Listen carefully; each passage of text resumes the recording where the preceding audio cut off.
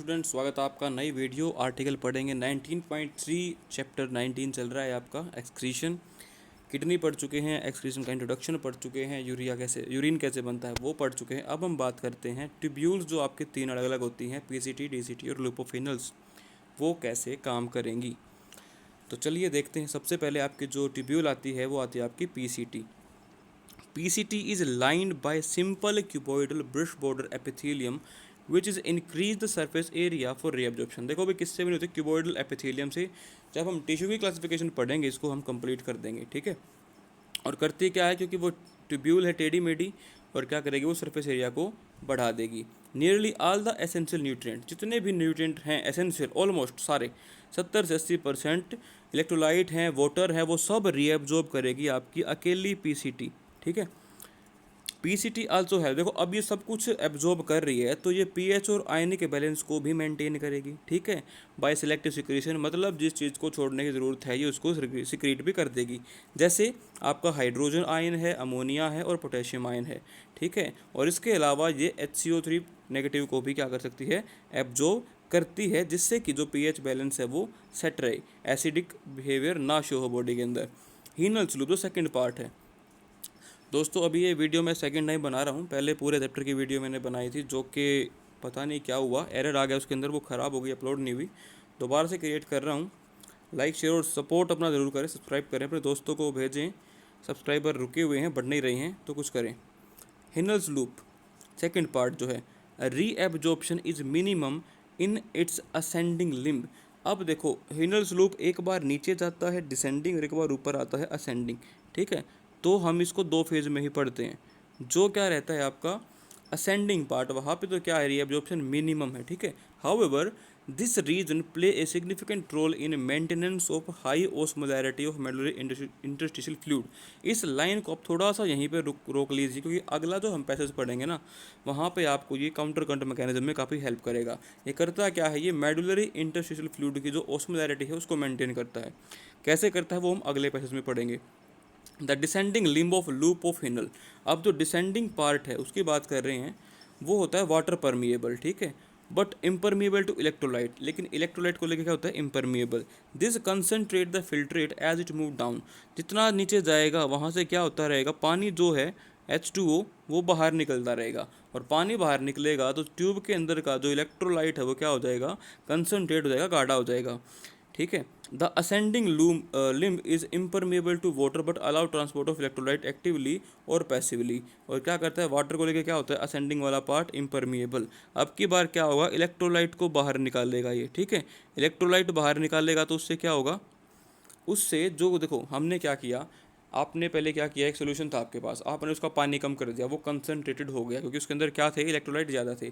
अब second time में ascending वाला पार्ट क्या करेगा, बाहर क्या निकाल रहा है, इलेक्ट्रोलाइट्स। तो दोबारा से वो क्या आ जाएगा, back to normal. That means क्या हो जाएगा, वो डाइल्यूट, हालांकि बिल्कुल सेम नहीं होगा लेकिन डाइल्यूट हो जाएगा, ठीक है। और कहाँ निकाल देगा मटेरियल को, वो मेडुलरी फ्लूइड के अंदर।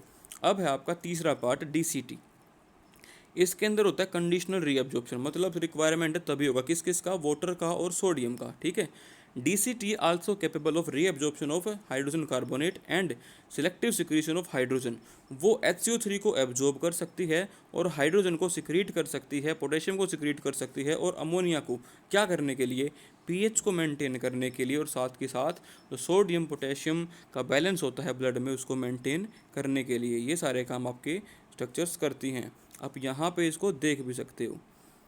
जो ये वाला पार्ट है पीसीटी, यहाँ पे क्या हो रहा है, वाटर बाहर जा रहा है, ठीक है, आयन का बैलेंस हो रहा है, कुछ बाहर जा रहे हैं कुछ अंदर आ रहे हैं, ठीक है। इसके बाद लूप ऑफ हिनल्स में क्या हो रहा है, पानी बाहर आ रहा है आपका, ओके। देखो ये जो बाहर आ रहा है ना ट्यूब में से, इसका मतलब ये है कि यहाँ पे किडनी एब्जॉर्ब कर रही है चीज़ों को, ठीक है, किडनी एब्जॉर्ब कर रही है हर एक चीज़ को। अब यहाँ पे किडनी एब्जॉर्ब कर रही है पानी को, मतलब कि पानी का रिलीज हो रहा है, चीज़ें क्या हो जाएंगी, कंसनट्रेट हो जाएंगी। ऊपर जाएंगे तो सॉल्ट बाहर निकल रहे हैं लूपोफिनल में, मतलब कि डाइल्यूट हो जाएगा। अब दोबारा से क्या है, यहाँ पे सिलेक्टिव सिक्रीशन। अब आपका आएगा आगे चल के कलेक्टिंग डक्ट। ये क्या करती है, collecting duct. This long duct extend from cortex of kidney to inner part of medulla. देखिए आपने किडनी देखी थी, हमने बनाई थी किडनी आपकी, और इसमें हमने ये बताया था कि ये वाला पार्ट होता है आपका मेडुलरी पार्ट ये होता है कोर्टेक्स। तो नेफ्रॉन्स जो होते हैं वो कोर्टेक्स से लेके मेडुला तक फैले होते हैं, ठीक है। Large amount of water could be reabsorb, इसमें से मैक्सिमम वाटर का एब्जॉर्प्शन होता है क्या करने के लिए, ताकि जो यूरिन ना बॉडी से वो बाहर निकले। देखो दोस्तों, अमोनिया को निकालने के लिए ज़्यादा पानी चाहिए, मैक्सिमम पानी चाहिए। उसके अलावा जो आपका क्या है, यूरिक एसिड, उसको निकालने के लिए मिनिमम वाटर चाहिए। लेकिन यूरिया जो है उसको निकालने के लिए ज़्यादा, मतलब कि यूरिक एसिड से ज़्यादा पानी चाहिए।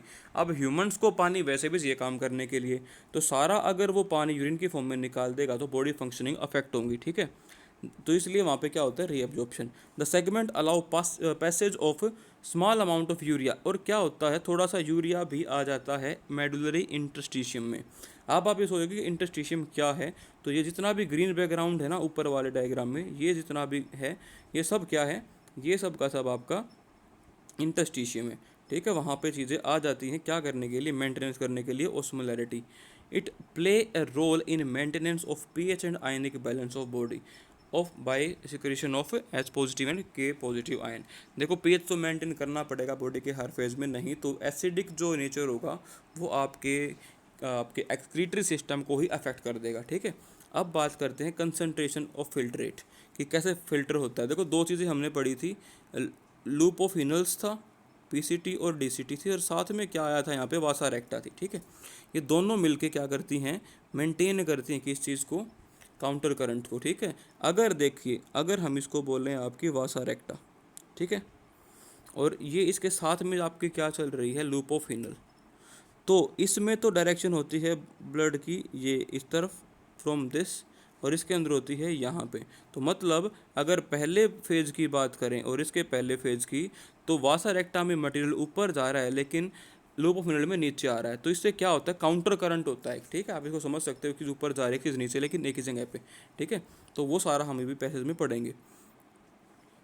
The flow of filtrate into limb, क्या होता है, ये अपोजिट डायरेक्शन में होता है और क्या बनाता है, counter current. The flow of blood through the two limb of vasa रेक्टा is also in counter current, one second, also in counter current, ठीक है। मतलब खुद उनका भी क्या होता है, दोनों लिम्स में ऊपर नीचे ब्लड चलता है। The proximity between the Henle's loop and vasa recta as well as the counter current in them help in maintaining and increase osmolarity toward inner medulla interstitium.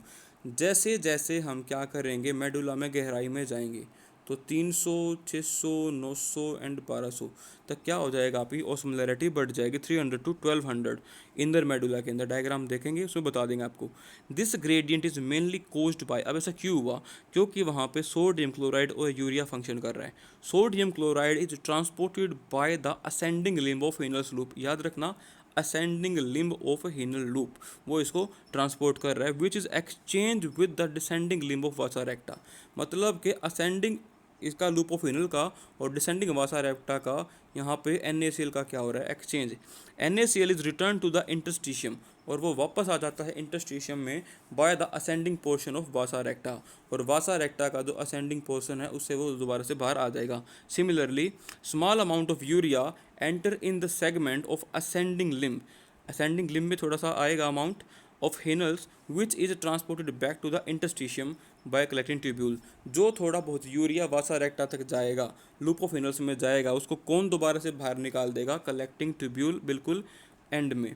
The above describe transport substance facilitate by special arrangement of Henle's loop and vasa recta, उसको बोलते हैं आपका counter current mechanism. अब ये जो mechanism है वो help करता है कंसंट्रेशन ग्रेडियंट के बेस पे। ये आप डायग्राम यहाँ पे देख सकते हैं, थोड़ा सा मैं आपको बता दूँ छोटा करके, इससे छोटा ये हो भी नहीं रहा। तो देखो हो क्या रहा है, यहाँ पे दो हिस्से हैं, ये हिस्सा वासा रेक्टा का है, ये आपका लूप ऑफ हिनल्स का है, ठीक है। यहाँ पे क्या हो रहा है, ऊपर वाले से सोडियम क्लोराइड बाहर निकल रहा है वासा रेक्टा से, और क्या होता जा रहा है, ये जो मेडुलरी एरिया है ना वाइट कलर का, इसका 300, 600, 900 और 1200 तक क्या बढ़ जाएगा, ऑस्मोलैरिटी। यहाँ से वाटर बाहर निकल रहा है, ठीक है। यहाँ से देखो, यहाँ वाटर निकाल रहा है, तो यहाँ से वाटर दोबारा से निकाल रहा है, डाइल्यूट हो रहा है, ये साल्ट निकाल रहा है, तो पूरा एरिया क्या हो रहा है, देखो साल्ट यहाँ से निकल रहा है, यहाँ से निकल रहा है, तो कुल मिला के जितना भी बैकग्राउंड है क्या हो जाएगा, ये ऑस्मोलैरिटीज़ की बढ़ जाएगी, ठीक है। Concentration in the medullary interstitium वो सब बढ़ा देते हैं। Presence of such interstitial gradient help in easy passage of water from collecting tubule there by concentrating the filtrate. और ये सारे का सारा मटेरियल हेल्प करता है किडनी से फिल्टर को अलग करके उसको बाहर जाने में। Human kidney can produce urine nearly 4 time concentrated. और क्या होता है भाई, 4 टाइम कंसनट्रेटेड यूरिन जो है ह्यूमन बॉडी सिक्रीट करती है, ठीक है। तो ये था आपका ट्यूब्यूल का काम और काउंटर करंट मैकेनिज्म। अगला पार्ट में रहूँगा अगली वीडियो में। जब तक के लिए आपका धन्यवाद। वीडियो देखने के लिए लाइक करें, शेयर करें, सब्सक्राइब करें। Thank you. जय हिंद, जय भारत।